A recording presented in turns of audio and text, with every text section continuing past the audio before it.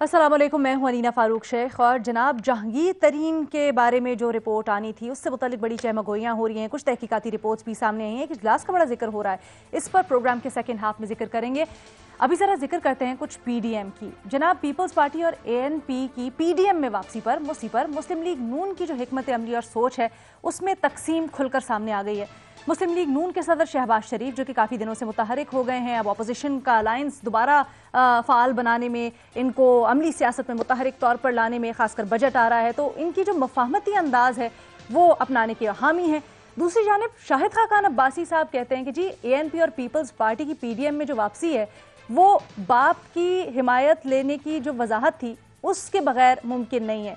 अब इसकी हिमायत, इस मौक़िफ़ की हिमायत मुस्लिम लीग नून की नायब सदर मरीम नवाज साहिबा ने भी की है।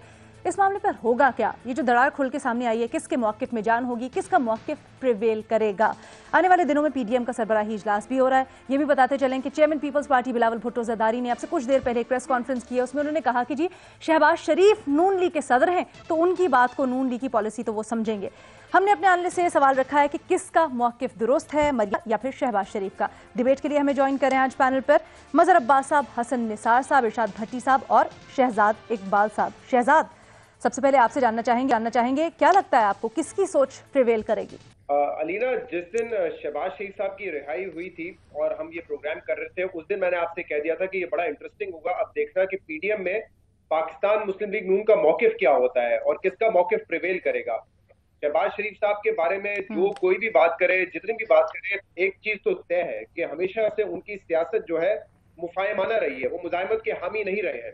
हैविंग सेड दैट, एक फैमिली में रिस्पेक्ट है, बड़े भाई का एक रिस्पेक्ट है उनकी, तो ये तो नहीं हो सकता कि कोई ये समझे कि शहबाज शरीफ साहब जो है वो अपने भाई के खिलाफ खड़े हो जाएंगे, अपनी फैमिली के खिलाफ खड़े हो जाएंगे। लेकिन पार्टी में वो मुसलसल ये कोशिश करेंगे कि कन्विंस करें नवाज शरीफ साहब को और दीगर पार्टी रहनुमाओं को कि हमें मुफाहमत का रास्ता चुनना चाहिए।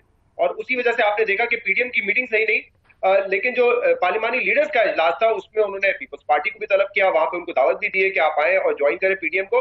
लेकिन जो दूसरा धड़ा है यानी कि मरियम नवाज साहिबा का और शाहिद खाकान अब्बासी साहब, वो तो बड़े वाजे तौर पे कह रहे हैं कि जो हमारी पोजीशन थी वो पोजीशन वही रहेगी। पीपल्स पार्टी पहले जवाब दे शो कॉज नोटिस में कि क्यों उन्होंने बाप के सेनेटर्स को मिलाकर यूसुफ रजा गिलानी साहब को लीडर ऑफ द ऑपोजिशन बनाया, और जब तक कोई जवाब नहीं आएगा तो हम आगे नहीं बढ़ेंगे। तो उनका तो दो टोक मौकिफ है और कल मरियम नवाज साहिबा ने हिमायत की है शाहिद खाकान अब्बासी साहब के इस बयान की। तो अगर अब ये फैसला किसका प्रिवेल करेगा मामला, मुझे लगता है कि देखिए फिलहाल तो शहबाज शरीफ साहब जिस टास्क पर है उसमें मुझे लगता है कि फॉर द मोमेंट मेरे ख्याल से कहीं ना कहीं ये गुंजाइश निकल आएगी कि शहबाज शरीफ का जो नैरेटिव है वो प्रिवेल कर जाएगा पार्टी में। अब वो कैसे होता है इट्स डिफिकल्ट टू से, लेकिन मुझे लगता है कि वो कन्विंस कर लेंगे, क्योंकि देखिए अभी कुछ चीजें ऐसी हैं जिससे ये इशारे मिलते हैं कि शहबाज शरीफ साहब जो है वो 2023 के बाद एक अहम रोल पर आ सकते हैं। तो अगर पार्टी इस बात पे मुत्तफिक है तो मेरे ख्याल से फिलहाल इन द शॉर्ट टर्म मुझे लगता है कि शहबाज शरीफ साहब का जो मुफाहमती बयानिया है वो एक दफा फिर प्रिवेल कर सकता है। अच्छा, ये बड़ी इंटरेस्टिंग बात है, छोटा सा अगर इसके ऊपर भी कमेंट कर दें। आप कह रहे हैं 2023 में शहबाज शरीफ एक मरकजी रोल में सामने आ सकते हैं। पहले भी इससे मुतल्लिक हमने उनकी जबानी सुना कि कुछ यकीन दहानियां करवाई हुई थी। अब से कुछ दिन पहले एक सहाफ़ी हैं जिन्होंने ये भी दावा किया कि मरियम नवाज एक मरकजी रोल में आ सकती हैं। तो ये भी क्या हो रहा है, बड़ा तशवीशनाक है। आप इसको कैसे देख रहे हैं? अच्छा अलीना, अच्छा वो आपने ये मुझे याद दिला दिया, क्योंकि हमने ये सवाल नहीं रखा है जिन सहाफ़ी का आप जिक्र कर रही हैं। मैंने तो असदूर साहब की ये वीडियो देखी थी, उनका मैंने एक वीलॉग देखा था, और मेरे ख्याल से इस पॉइंट पे हम सबको मजम्मत करनी चाहिए, सख्त अल्फाज में मजम्मत करनी चाहिए जो हमला असदूर पर कल हुआ है। और हुकूमत बेशक जर्नलिस्ट प्रोटेक्शन बिल लेकर आए असेंबली में, अच्छी कोशिश है, अच्छी नीयत होगी, लेकिन देखें इस कानून साजी से कोई फर्क नहीं पड़ना, इस कानून साजी से कोई फर्क नहीं पड़ना जब तक कानून पर अमल दरामद नहीं होगा। हमने देखा कि अफ्तार आलम का वाकया हुआ, हमने देखा मतीउल्ला जान साहब का वाकया हुआ। अगर बड़ी मुश्किल से एफआईआर हो जाती है तो पता नहीं चलता कि वो शख्स है कौन। उस शख्स का पता चल जाता है तो तहकीकात नहीं होती, तहकीकात हो जाती है तो कोई कार्रवाई नहीं होती। तो ये जब तक कार्रवाई नहीं करेंगे लोगों को, शहजाद मैंने इस बारे में बात करनी है प्रोग्राम के आखिर में। बिल्कुल ठीक है। आपने ये मामला अभी छेड़ दिया था कि एक शख्स वीलॉग बनाया था, तो मुझे शायद और भी किसी ने बनाया, बट मैंने ऐसा मैं वीलॉग की नहीं, एक अच्छा हाँ हाँ हाँ, है। तो एग्जैक्टली आई थिंक यहाँ पर मैं ये कहना मुनासिब समझती कि हमें मैं सख्त अल्फाज में मजम्मत करनी चाहिए और उम्मीद करते हैं कि इस मर्तबा अगर हुकूमत ये बिल लेकर आई है तो एक्शन भी लेगी। मैंने पहले भी ठीक। कहा था, देखिए अगर बंदा आइडेंटिफाई नहीं हुआ ना, वो लोग आइडेंटिफाई नहीं हुए, तो फिर समझ जाए जिस तरफ लोग इशारा कर रहे हैं वो ठीक तरफ इशारा कर रहे हैं। अगर कोई और मामला है तो वो सामने आ जाएगा, मामला सामने नहीं आ जाए तो समझ जाए कि दाल में बहुत कुछ काला है। अब रही बात मरीम नवाज की, देखिए यही बैटल होगी। अगर शहबाज शरीफ साहब, ये जो तख्ते रायबंद की जो जंग होगी है वो यही है कि अगर शहबाज शरीफ साहब वजीर आजम बन जाते हैं 2023 में, तो मेरे ख्याल से उनका जो फैमिली का ग्रुप है वो जाहिर सी बात है पार्टी में उसकी पोजीशन स्ट्रेंथन हो जाएगी। अगर मरीम नवाज साहिबा बनती हैं तो फिर शहबाज तो ये जो आपस की खाना जंगी है। अच्छा, भट्टी साहब के पास बड़ी अंदर की खबरें होती हैं। भट्टी साहब ने कुछ रोज पहले भी दावे किए थे, जरा उनकी तरफ लेके चलते हैं। भट्टी साहब ये बताएं, ये जो मरियम और खाकान की ज़बानी कोई बड़े भाई छोटे भाई को पैगाम भी भिजवा सकते हैं, ये क्या है जो अब खुलकर सामने आ रहा है? मैडम शेख, सबसे पहले तो वही कि असद तूर साहब के साथ मेरी हमदर्दियां हैं, दुआएं, अल्लाह उन्हें सेहत दे। और ये काबिल अफसोस है, अफसोसनाक है, काबिल मज़म्मत है। और अल्लाह ताला तमाम साफ़ियों को जो काम कर रहे हैं अल्लाह उनको हिफ्ज़ व अमान में रखे। दूसरी बात यह है मैडम शेख कि इस सवाल के दो जवाब हैं, निसाबी किताबी और गैर निसाबी गैर किताबी। निसाबी किताबी में 4 बयान आपको पहले सुन लें फिर, ताकि मैडम शेख अभी तो मेरा जवाब ही नहीं शुरू हुआ और आपने कह दिया जल्दी से बता दें। शहजाद साहब को आपने इतना टाइम दिया है, मुझे देती नहीं। अच्छा, पीपी शोकाज नोटिस का जवाब दे, फिर पीडीएम में वापसी का फैसला होगा। शहबाज शरीफ के साइये का पीडीएम से लेना देना ही नहीं है, ये कहा है मरियम नवाज साहबा ने।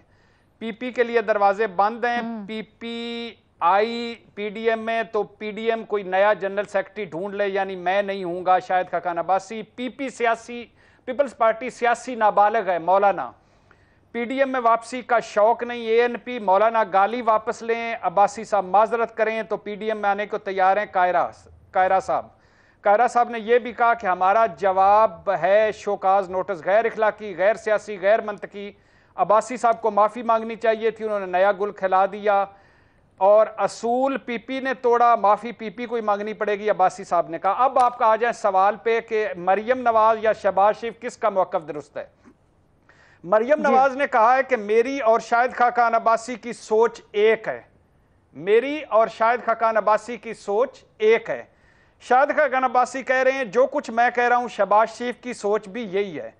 अब जब इन सब की सोच एक है तो फिर फर्क क्या? जब एशाइये का पीडीएम से कोई लेना देना नहीं तो बात खत्म।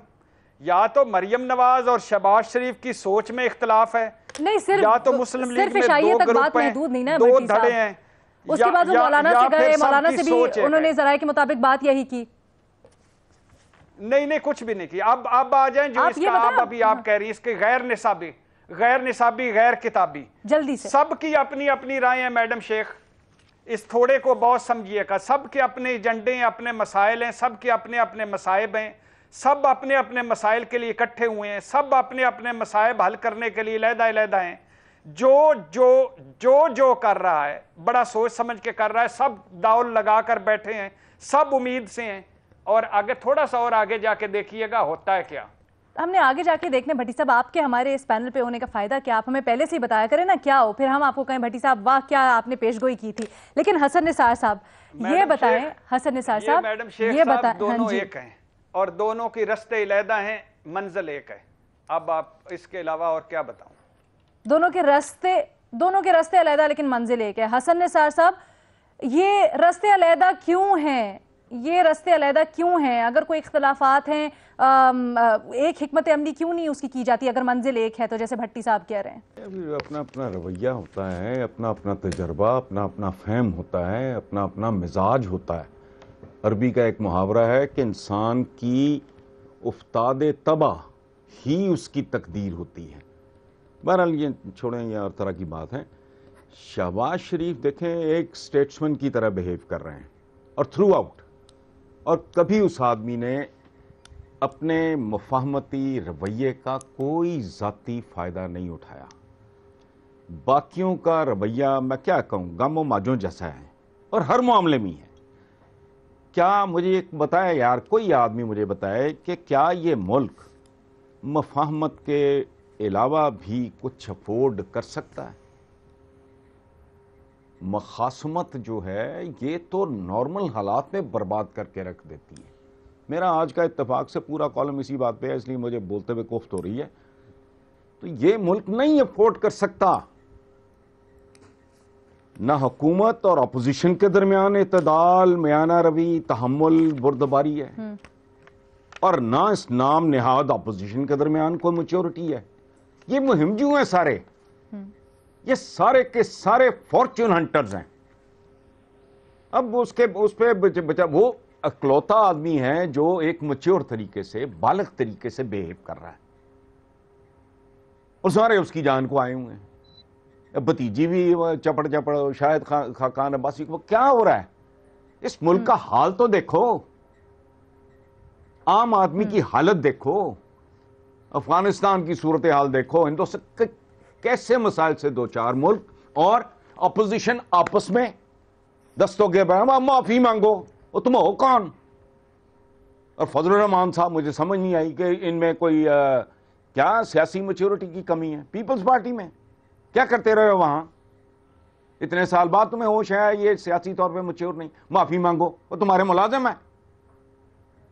हद हो गई यार, इस पर सवाल ही नहीं बनता। थ्रू आउट शहबाज शरीफ ने या अपनी जात के लिए, उसको ऑफर्स भी हुई, उसने नहीं, लेकिन ये मुल्क नहीं मुतहम्मल हो सकता। एक हेल्दी मुल्क जो है, सेहतमंद मुल्क, वो इस तरह की मखासमतों, ये तो कबायली दुश्मनियों तक चले गए हैं, वो आम हेल्दी मुल्क नहीं कर सकता। ये तो तहस नहस हुआ हुआ हर्ष है। लोगों की हालात देखो। मुझे आज ही कोई अजीब सा सवाल आया कि उधर कोई वो आज़ा काट रहे हैं, कोई सराकी बेल्ट में, कोई पता नहीं अजीब सा नाम उन्होंने को गैंग का लिया है, वो टुकड़े टुकड़े कर देते हैं लोगों को, साथ को खत छोड़ते हैं कि जिन्होंने हमारी को मुखबरी की है उसका यही अंजाम होगा। हाल तो देखो अपना, पल्ले है कुछ नहीं, पता नहीं किस चीज पे लड़ रहे हैं ये, कौन इनकी घटिया नाएं हैं, अवाम उसकी कीमत देते देते देते देते कहां पहुंच गए हैं। और क्या कहना, मैंने तो आज पूरा मातम किया है इस पे, आपकी शान में भी कसीदा लिखा है कि आपका सवाल जो है पूरी शॉर्ट स्टोरी होता है। ठीक है जी, बहुत शुक्रिया सर। जी बिल्कुल, he is the only one. Mazhar Abbas साहब के पास लिए जाते हैं सर, जो एक स्टेट्समैन की तरह बिहेव कर रहा है। ठीक है जी, ठीक है, मजहर अब्बास साहब के पास लिए चलते हैं सवाल। मजहर अब्बास साहब, किसकी सोच प्रिवेल करेगी 2023 से मुतालिक जिस तरह से प्रेडिक्शंस हो रही हैं, शहबाज शरीफ या मरियम नवाज, इसमें आप क्या राय रखते हैं? जी, असद तूर पे तो मैं आखिर में बात करूंगा जिस तरह कहा गया है, लेकिन देखिए मैंने पढ़ा, हसन निसार साहब का पूरा कॉलम पढ़ा है। सवाल यह है कि मरियम नवाज साहिबा और शाहिद खाकान अब्बासी साहब या एहसन इकबाल साहब का रवैया किसी भी तरह एक सियासी इत्तेहादियों का रवैया नहीं है। ये तो ऐसा लग रहा है जैसे आप गवर्नमेंट में आ गए हैं, और गवर्नमेंट वाले बिहेवियर्स होते हैं, ये ऑपोजिशन के अलायंस के बिहेवियर नहीं होते हैं। मैंने पीएनए भी देखी है, मैंने एमआरडी भी देखी है, मैंने एआरडी भी देखी है, मैंने आईजीआई भी देखी है, सीओपी भी देखी है। ये कहीं आप बता दें, ये जितने भी शाहिद खाकान से लेके मरियम नवाज साहिबा तो बहुत इस लिहाज से जूनियर हैं, ये बताएं तो कि किस इत्तेहाद में कितनी पार्टीज को शो कॉज नोटिस माजी में कभी मिले हैं और किस बुनियाद पर। आप चक शहजाद की इत्तेफाक से, मैं चक शहजाद में उस दिन मौजूद था, मुझे ये तो बताएं कि मेरे लिहाज से तो मुस्लिम लीग नून को नोटिस देना चाहिए, पीडीएम को चाहिए था मुस्लिम लीग नून को नोटिस दे। क्या ये डिसाइडेड था कि पहले इस्तीफे दिए जाएंगे और उसके बाद जो है वो लॉन्ग मार्च किया जाएगा? ये कब, कौन सी मीटिंग में डिसाइड हुआ? और फिर मज़ाहमत और मफाहमत की बात हो रही है। नवाज शरीफ साहब मज़ाहमत कर कहां रहे हैं जी? वो तो लंदन में है, तो मज़ाहमत हो कहां रही है? बयानात की, सिर्फ बयानात की शक्ल में मज़ाहमत हो रही है। मज़ाहमती तहरीक क्या होती है ये पता है कि मज़ाहमती तहरीक में होता क्या है? मज़ाहमत करके तो देखें पहले, सिर्फ बाहर बैठ के चंद। चले, ये तो हमने बात की तब जब नून लीग की क़यादत अपेरेंटली मरियम नवाज कर रही थी, तो आपने पहले भी इजहार किया है कि आपको हिकमत अमली दुरुस्त नहीं लगी उनकी। लेकिन क्या आपको लगता है शहबाज शरीफ जब आ गए हैं तो उनको टेक ओवर करने दिया जाएगा, उनका मौकिफ प्रिवेल करेगा और आगे लेके चलेंगे मामला? कौन है? देखिए शहबाज शरीफ कौन है, बाकी छोड़े उनके भाई हैं या नहीं। शहबाज शरीफ कौन है? मुस्लिम लीग नून के सदर हैं। या तो उनको सदारत से हटा दिया जाए, सदर मुस्लिम लीग नून है ना, तो फिर किसकी डायरेक्टिव प्रिवेल करेगी? इस वक्त पाकिस्तान में कौन सबसे ज्यादा इंपॉर्टेंट है मुस्लिम लीग नून में? शहबाज शरीफ। लेकिन सर ये हकीकत में होगा? पीडीएम में अगर बैठेंगे तो शहबाज, क्योंकि ये सुना जाता है कि वो भाई के होंगे, क्योंकि वो भाई के आशीर्वाद के बगैर या उनकी मर्जी के बगैर कुछ करते नहीं। वो सब अपनी जगह, देखिए वो सब अपनी जगह है, लेकिन बाय वर्च्यू ऑफ जब हेड्स ऑफ द पार्टीज की मीटिंग हो रही है तो उसमें अगर शहबाज शरीफ बाहर हैं तो मरियम नवाज साहबा उस मीटिंग में कैसे बैठ सकती हैं? पार्टी हेड्स कौन है उसमें? मुस्लिम लीग नून का पार्टी। तो आपका मतलब है कि उसूली तौर पर शहबाज शरीफ को लीड करना चाहिए। शहबाज शरीफ। अलीना एक आखिरी बात, शहबाज शरीफ क्या रहे हैं? शहबाज शरीफ कह रहे हैं मुस्लिम पीपुल्स पार्टी और एएनपी को वापस लाओ। पॉलिटिकल पार्टीज में, ऑपोजिशन अलायंसेस में होता यह है, आप बुलाते हैं, मीटिंग के अंदर गिले शिकवे होते हैं। ये थोड़ी होता है कि आप शो कॉज नोटिस दें, दरवाजे बंद हैं। कभी ऑपोजिशन अलायंसेस में दरवाजे बंद हुए हैं? ठीक है, हुकूमत की इत्तेहादी तक बुला लेते हैं कभी अगर आप ऑपोजिशन में। ठीक है, यानी हमारे पैनल पर जी बिल्कुल आपका पॉइंट आ गया, बिल्कुल आपका लोगों को बताए बगैर इलेक्शन में चले गए थे। तो बिल्कुल आपका पॉइंट आ गया, बिल्कुल आपका पॉइंट आ गया। शहबाज शरीफ साहब का मौकिफ दुरुस्त है, आपको लगता है वो प्रिवेल भी करेगा, सदर है नून लीग के करना। हसन निसार साहब भी कहते हैं कि जो मुफाहमत की सोच है शहबाज शरीफ की मच नीडेड है मौजूदा हालात में। इरशाद भट्टी साहब कहते हैं मरीम नवाज हो या शहबाज शरीफ, दोनों की एक ही सोच है, मंजिल एक ही है, रास्ते शायद मुख्तलिफ हों। शहजाद इकबाल साहब कोई ऑप्शन नहीं ले रहे। दूसरे सवाल के साथ हाजिर होते हैं एक ब्रेक के बाद। ब्रेक के बाद खुशामदीद जी, हम बात करेंगे द न्यूज़ में उमर चीमा की तहकीकाती रिपोर्ट के मुताबिक वज़ीर आज़म की ज़ेर सदारत इजलास हुआ है जिसमें जहांगीर तरीन से मुतल्लिक जो बैरिस्टर अली ज़फ़र की रिपोर्ट थी वो पेश की गई है और जो अहम पॉइंट्स हैं उनको डिस्कस किया गया, जिनके मुताबिक जहांगीर तरीन के साथ सरकारी एजेंसीज नाइंसाफ़ी कर रही हैं। ये अली ज़फ़र ने अपनी रिपोर्ट में करार दिया है। उन्होंने कहा कि जो इल्ज़ामात हैं वो ठोस नहीं है। जहांगीर तरीन और उनके बेटे को पर्चे काटकर मजीद निशाना बनाया जा रहा है। इजलास से मुतल्लिक ये भी दावा किया जाता है इसी तहकीकाती रिपोर्ट में कि शहजादा अकबर ने FIA ने जो केस बनाया है उसकी दिफा में दलाइल भी दिए, कायल करने की कोशिश की। मजीद इसके ऊपर बात करेंगे जनाब, और ख़ास तौर पे इस तनाजुर में कि आज जियो पाकिस्तान में गुफ्तगू करते हुए राजा रियाज जो कि जहांगीर तरीन ग्रुप के हिमायती हैं, रुकन है, उन्होंने कहा है कि जी बेगुनाह करार दे दिया गया अली ज़फ़र की रिपोर्ट में जहांगीर तरीन को, तो जो साजिशी अनासर थे वो बेनकाब हो गए, उन्हें तो इस्तीफ़ा दे देना चाहिए। तो वज़ीर आज़म इमरान खान का बड़ा इम्तिहान जो इस मामले में अब दरमियान में है कि क्या तो यही एनालिस्ट से पूछना है कि जहांगीर तरीन को क्लीन चिट मिलने के बाद वज़ीर आज़म क्या करेंगे, क्या करना चाहिए? ओपन ऑप्शन है हमारे एनालिस्ट के पास। भट्टी साहब, सबसे पहले तो आप बताएं, आपने तो दावा किया था कि अली ज़फ़र साहब की जो रिपोर्ट है उस पर तो वज़ीर आज़म बड़े बरहम हुए, उसी की वजह से सब कुछ हो रहा है, ये तो बिल्कुल उल्टा मामला निकल आया है। अब क्या करेंगे वज़ीर आज़म? देखिए मैडम शेख, पहली बात तो ये है कि मेरी इतला के मुताबिक तो ये गलत बात है, ये बात ठीक नहीं कर रहे राजा रियाज साहब, नंबर 1। नंबर टू ये है कि वज़ीर आज़म किस तरह क्लीन चिट दे सकते हैं जहांगीर तरीन को? वज़ीर आज़म कैसे क्लीन चिट दे सकते हैं? जहांगीर तरीन साहब पर 2 FIRs हैं, एक मुबैना फ्रॉड की, एक मुबैना मनी लॉन्ड्रिंग की। ये शुगर किस्से, कहानियाँ, अफसाने, घोटाले, शुगर घोटाले एक तरफ रखें, ये FIA ने की हैं। FIA ने, डॉक्टर रिजवान पहले इसके FIA के इंक्वायरी हेड थे, फिर अबू बकर खुदा बख्श हुए।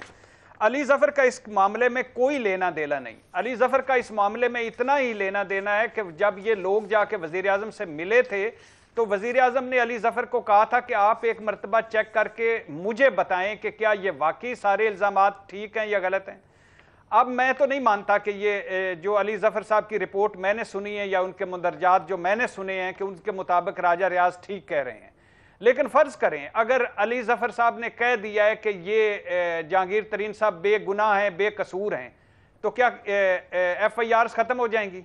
क्या वजीर आज़म FIA को हुक्म देंगे कि FIR ख़त्म कर दें? दूसरी बात है कि इनकी फाइंडिंग्स जो थी अली जफर साहब की, वो ये नहीं थी कि उन्होंने बताया था कि ये जो इल्ज़ामात हैं सीरियस इल्ज़ामात हैं और इनके प्रोब होना चाहिए और इनका आगे तहकीकात होनी चाहिए। अब अगर एक तीसरी बात है, अगर ब्लैकमेलिंग इस ग्रुप की कामयाब हो गई है, बैकडोर कुछ, या फर्ज करें कुछ बैकडोर लेन देन हो गया है, या हुकूमत दबाव में आ गई है, या हुकूमत बजट पास कराने या अपनी अक्सरियत खोने के चक्कर या दूसरे मामले में डर गई है, तो या अली जफर साहब को कोई नई हिदायत मिल चुकी हैं, या FIA को फोन जा चुका है, तो ये अलहदा बात है। हालांकि बकौल तरीन साहब एक उनका ये भी गिला था कि PM सेक्रेटेरिएट से कुछ लोग मेरे खिलाफ एक्टिव हैं। चलो मान लिया वो एक्टिव खत्म हो गए होंगे, लेकिन बाकी सारे मामलात तो वजीर आजम, अगर फर्ज कर लेंगे वजीर आजम इन्हें NRO दे भी दें, तो फिर भी अली जफर ने वजीर आजम को बताना है कि इल्जामात सच्चे हैं या झूठे। इन केसों का FIA FIR से कोई ताल्लुक नहीं अली जफर साहब का। तरीन साहब को क्लीन चिट अदालतों से ही लेनी पड़ेगी। तो ये मुझे नहीं लगता कि राजा रियाज साहब ठीक कह रहे हैं। राजा रियाज साहब की इतलात मुझे ठीक नहीं लगती। ये सारा जो केसेस हैं ये अदालतों में जाए। मैं शहजाद के पास लेके जाती हूँ। ठीक है, मैं शहजाद के पास लेके जाना चाहती हूँ। शहजाद, द न्यूज़ ने एक उमर चीमा साहब सहाफ़ी हैं, बहुत लंबी इस इजलास का अहवाल दिया है, ज़राए से बात की है, पूरा उसमें अहवाल उन्होंने बताया है। आपको क्या लगता है इसमें जो साजिशी अनासिर आ भी रहा है उसमें क्या बेनिफिट हो सकता है, या जो नाम आ रहा है सामने शहजाद अकबर का, वो क्यों हो रहा है, उनसे उसको फायदा क्या हो सकता है, बेनिफिट क्या होगा अगर ऐसा हो भी रहा है? तो देखिए, एक तो हम में से किसी ने रिपोर्ट देखी नहीं है। मैंने भी आज उमर चीमा साहब की स्टोरी पढ़ी है और उस पर राजा रियाज साहब का रिएक्शन सुना है, और भट्टी साहब की जो क्लेम था वो हमने लास्ट वीक भी सुना था। भट्टी साहब कहते कि जहांगीर तरीन के लिए कोई अच्छी रिपोर्ट नहीं बनाई अली साहब ने। तो देखिए, जब रिपोर्ट आएगी उस पर अपनी बात हो सकती है, लेकिन शहजाद अकबर साहब की जो भी कार्रवाई होगी वो अपने तौर पे तो नहीं कर सकते। ये शहजाद अकबर साहब पे आप तमाम इल्जाम डाल दें, तरीन साहब का भी डाल दें, नवाज शरीफ पे जो केसेस बन रहे हैं वो भी डाल दें, मनी लॉन्ड्रिंग का केस डाल दें, ये हो नहीं सकता। शहजाद अकबर साहब इंस्ट्रक्शंस जो भी लेते हैं वो फ्रॉम द टॉप लेते हैं, और जाहिर सी बात है काबीना भी है और वजीर आजम भी मौजूद है वहां पर इंस्ट्रक्शन देने के लिए। अच्छा, एक चीज तो मैं कह सकता हूँ कि अली जफर साहब की रिपोर्ट में ये बात सामने आ सकती है कि देखिए, जो चीनी की कीमत में इजाफा हुआ था, इन 3 FIRs का बराह रास्त उससे कोई ताल्लुक नहीं है। ये मैं पहले दिन से कह रहा हूँ कि 3 FIRs में क्या मामला थे। मामला ये है कि उनकी एक पब्लिक लिस्टेड कंपनी है जिसका पैसा उन्होंने निकाला, प्राइवेट लिस्टेड कंपनी में डाला, वो पैसा विड्रॉ हुआ और फिर वो पैसा पाकिस्तान से बाहर गया। तो जो उनके कंपनी रिलेटेड मामला हैं वो तो मौजूद है, जिस पर हम पहले भी कह चुके हैं कि SCCP को कार्रवाई करनी चाहिए थी। अभी एक मौके पर एक SCCP ने कार्रवाई शुरू की थी, लेकिन वो कार्रवाई बंद कर दी गई जब तहरीक इंसाफ की हुकूमत आई। तो ये तो अली जफर साहब की रिपोर्ट में आ सकता है कि इन केसेस का ताल्लुक चीनी की जो कीमत इस वक्त बढ़ी उससे नहीं, उसका कोई ताल्लुक है। तो मुझे लगता है, और मुझे आई हैव अ फीलिंग, मुझे नहीं पता रिपोर्ट में क्या हो सकता है, कि इसी किस्म की बात की गई हो उस रिपोर्ट में कि FIR जो है उनके जाती कारोबारी मामलात पर है, FIR उनकी कंपनी के हवाले से है, FIR जो है वो मनी लॉन्ड्रिंग के हवाले से एलिगेशन है, ये है। लेकिन जब ये बुनियाद बनी थी, पहले एक आपने कमेटी बनाई, फिर आपने एक कमीशन बनाया, वो तो ये पता लगाना था ना कि किसने इजाजत दे दी एक्सपोर्ट की, जब पता था कि चीनी की शॉर्टफॉल होनी है, शुगर केन की शॉर्टफॉल होनी है, किसने फिर उस पर सब्सिडी दी, और सब्सिडी के रेट भी वही रखा। जब डॉलर 103 रुपए का था, डॉलर 160 का हो गया था, तभी आपने वही रेट दिया। ये तहकीकात करनी थी। तो इन 3 FIRs का उससे ताल्लुक नहीं है। तो मुझे लगता है कि इस हद तक तो इस रिपोर्ट पे होगा। इतना कॉन्ट्रोवर्शियल हो चुका है ये मामला, और खासकर इस रिपोर्ट के ऊपर। बिल्कुल। ये हसन निसार साहब, क्या आप समझते हैं कि रिपोर्ट को जी प्रोसेस होगा? FIR अगर हुई है तो वजीर आजम के कहने पे तो खत्म नहीं हो जाएगी, लेकिन हुकूमत क्या कर सकती है? FIR की तहकीकात करनी है, हुकूमत कुछ लोगों की पॉलिसी अपना सकती है। तो ऐसा कोई बड़े मसले वाली बात नहीं है। ठीक है, आपका पॉइंट आ गया शहजाद। हसन निसार साहब का कमेंट भी शामिल कर लेते, मेरे पास वक्त बड़ा कम है। ठीक है शहजाद। हसन निसार साहब, रिपोर्ट के ऊपर बड़ा इबहाम है, तहकीकाती रिपोर्ट सामने आ रही है, कि आपको लगता है जल्द से जल्द पब्लिक करनी चाहिए? ताखीर की वजह क्या हो सकती है? देखें, हाँ पब्लिक कर दें, वो तो बिल्कुल ये टंटा ख़त्म हो जाएगा सारा। लेकिन अलीना, मैं पहले भी कई बार ये कह चुका हूँ, जिन्होंने ख़ास लेवल और स्केल पे कारोबार है, एक है किताबी निसाबी, दूसरा है हकीकी और ज़मीनी। जिन लोगों ने कारोबार नहीं किया होता ज़िंदगी में, वो समझ नहीं सकते कि ये खेल क्या है, पहली बात। आपके सवाल का आखिरी जुमला जो मुझ तक पहुंचा है वो ये है कि जहांगीर तरीन को क्लीन चिट मिलने के बाद वज़ीर आज़म क्या करेंगे। पता नहीं, क्लीन चिट मिली नहीं, लेकिन मुझे उम्मीद है कि वज़ीर आज़म आइंदा भी सियासी बलूगत का मुजाहरा करेंगे। और वज़ीर आज़म के लिए आपके प्रोग्राम में मैं एक मुफ्त मशवरा दे रहा हूं आज। मेरा नहीं ख्याल कि बहुत देर लगेगी इसको काम आने कि ये आपके काम आएगा कि इमरान खान अपने मसूद महमूदों को पहचाने और उनसे बरवक्त बचने की कोशिश करें। ये मसूद महमूद टाइप जो एलिमेंट होता है ये फांसी घाट तक ले जाया करता है, और ये जरूरी नहीं है, ये जरूरी नहीं है कि उनकी लॉयल्टी और ये और वो मशकूक हो। बाज़ औक़ात जहालत मरवा देती है। मशवरा उसका सुनो, बात उसकी समझो, जिसको धंधे का पता है, जो काम को उसकी रूह तक जानता है। अदरवाइज आई मीन सती किस्म की स्टेटमेंटें दे देते हैं उठा के, ये भी माफिया वो भी माफिया। देखो तो सही ग्राउंड रियलिटीज क्या है।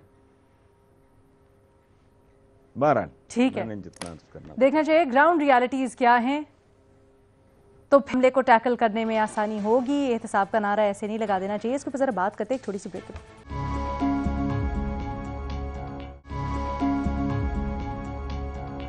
जनाब, जहांगीर तरीन की जो तहकीकात हो रही हैं उससे मुतल्लिक बैरिस्टर अली ज़फ़र को टास्क सौंपा गया, एक रिपोर्ट तैयार करनी है। इससे मुतल्लिक काफ़ी तहकीकाती रिपोर्ट्स भी सामने आ रही हैं। फिर जहांगीर तरीन हिमायती ग्रुप के राजा रियाज ने इससे मुतल्लिक कुछ दावे भी किए। इसी को डिस्कस करें हम। मज़हर अब्बास साहब, जिस तरह से मामलात और दावे आगे बढ़ रहे हैं, इसकी रोशनी में आपका क्या तज्जिया है?